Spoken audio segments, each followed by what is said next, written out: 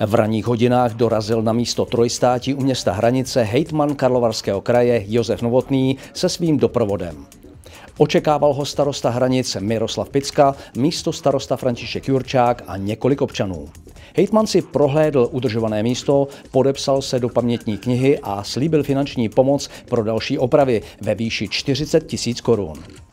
Pak Josef Novotný spěchal do Aše na radnici, kde zasedl ke krátkému jednání se starostou Daliborem Blažkem. Tak je to po 5 letech vlastně návštěva první.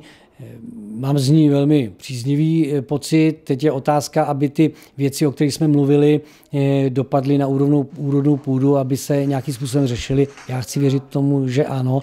Nicméně návštěva na půl hodiny je prostě tak krátká, že se dokážeme dotknout 1-2 problémů, ale těch problémů tady je celá řada.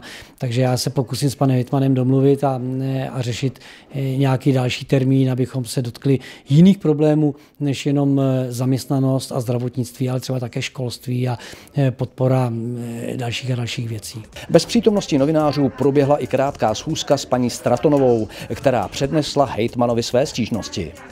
Hejtman Novotný i ašský starosta jeli poté společně v doprovodu zástupce Czech Investu do míst, kde by měla vzniknout nová průmyslová zóna u trasy na německý Selb. První muž Karlovarského kraje slíbil častější návštěvy našeho regionu podmiňované pozváním starostů měst.